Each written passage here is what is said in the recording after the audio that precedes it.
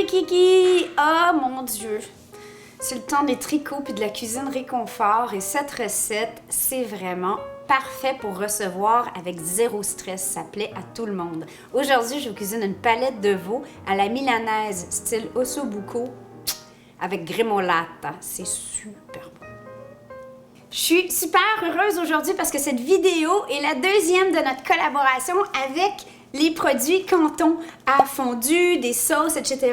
Et ils viennent de sortir un bouillon à fondu 25% réduit en sel. Et savez-vous quoi? C'est une super option pour des mijotés ou pour des recettes. J'ai inventé cette recette pour une raison très simple. Je préfère nettement les ossobuco de veau à ceux de porc qu'on trouve maintenant. Donc c'est génial, mais pour une recette à l'italienne, je trouve que le porc est un peu plus sucré comme viande, j'aime moins ça. Les jarrets de veau, quand j'étais jeune, c'était comme une pièce pas populaire et c'était pas cher. On pouvait acheter ça, on avait comme 4, 5, 6 gros. Ça coûtait, je sais pas, 10 $, c'était rien.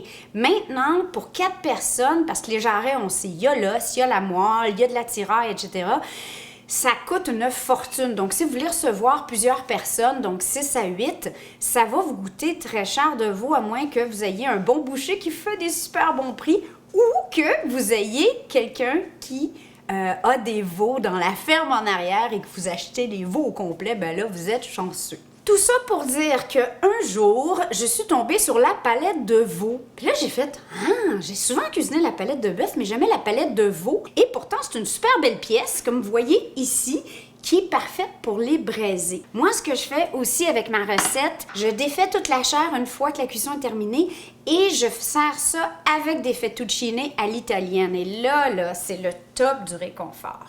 La beauté, c'est que vous pouvez laisser ça braiser au four pendant des heures.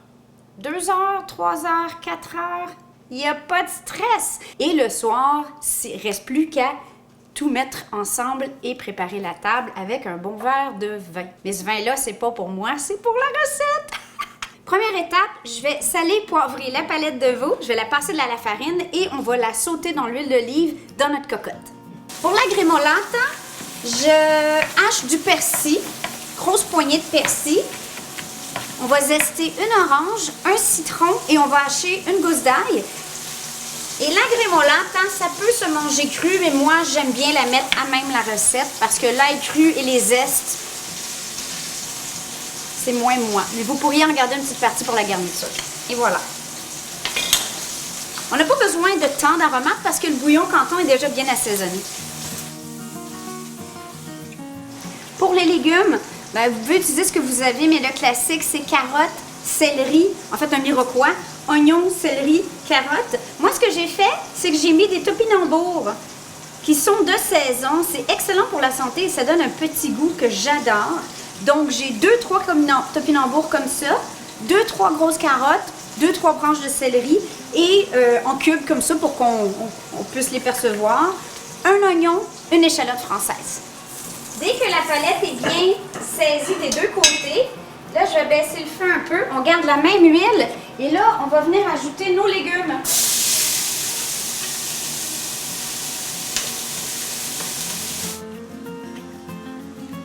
J'ai oublié de vous dire, partir votre four, votre cuisinière à 300-325. Là, maintenant, les légumes ont déjà bien sauté. Je vais venir déglacer avec une tasse de vin rouge.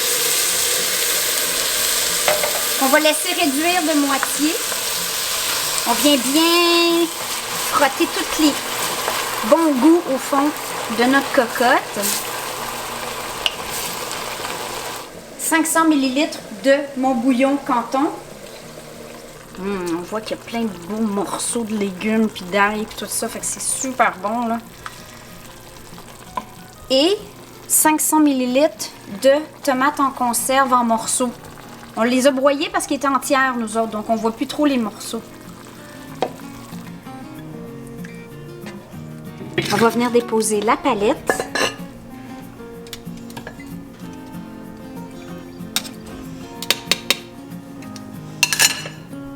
Ensuite, les aromates, feuilles de laurier, ma gremolata et du thym.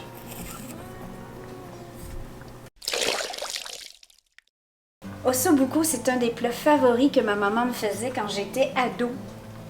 Je capotais là-dessus. Et en fait, elle m'a montré la recette. J'ai appris à le faire quand j'étais chez elle et que c'est ma maman qui payait pour l'épicerie.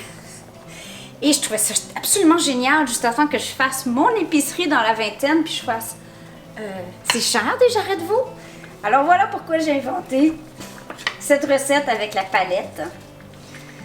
Puis honnêtement, la première fois que je l'ai faite, j'étais vraiment fière de moi. Je me suis dit, écoute, honnêtement, je vois quasiment pas la différence. L'autre raison, et deuxième minute d'humilité, c'est que dans ma famille, j'en ai 2 qui détestent jouer après les nonos. Ils trouvent ça dégueulasse. Alors, je peux pas leur servir un ossobuco. Là, il y a celui qui tient la caméra. Il fallait que je lui défasse puis que je lui serve sur ses pattes. Puis là, il était comme, ah ouais! Mais si je mettais là, c'est comme, Est-ce qu'il y en a parmi vous qui n'aiment pas ça non plus, les... Le travail quand tu manges. Le travail quand vous mangez? Vous nous ferez ça en commentaire. Alors voilà. Maintenant, on amène à ébullition. On couvre. Et on enfourne à 325 pour minimum 2 heures. Minimum. Je comprenais pas comment que ça sent bon dans la maison. On est allé marcher Rio. Puis là, on a regardé où est-ce qu'on était rendu. Ça fait à peu près 2 heures. 2h25. J'ai baissé le feu un peu à mi-chemin parce que je trouvais que ça bouillait trop fort. Et là, regardez bien ça. Là. Êtes-vous prêts? Regardez ça. Vous savez, des ossobuco, comment la viande se défait là, à la fourchette? Regardez ça. C'est comme... Oh mon Dieu. Alors là, je vais juste simplement sortir les os, mélanger tout ça ensemble. Alors ça devient super le fun à manger pour ceux qui n'aiment pas les nonos puis les affaires qui font crunch crunch. Je sais pas c'est qui fait ça. Je sais pas c'est qui fait ça.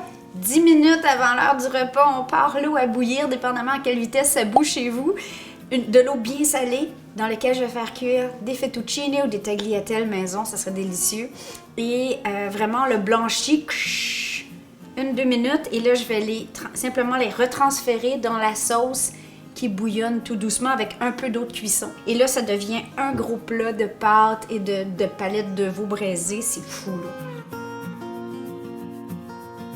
En attendant, j'ai super faim. Comme je disais, on revient de marcher dehors, alors je vais quand même y goûter, m'assurer que l'assaisonnement est à point.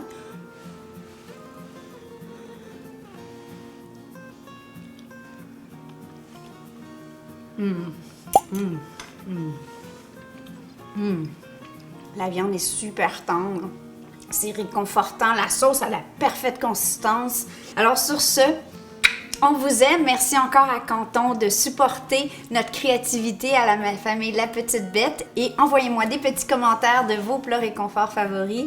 C'est tellement ce qu'on rêve de manger en hiver. Je sais pas pour vous, mais moi, c'est la période pour ça. Alors bon, ben ciao, ciao!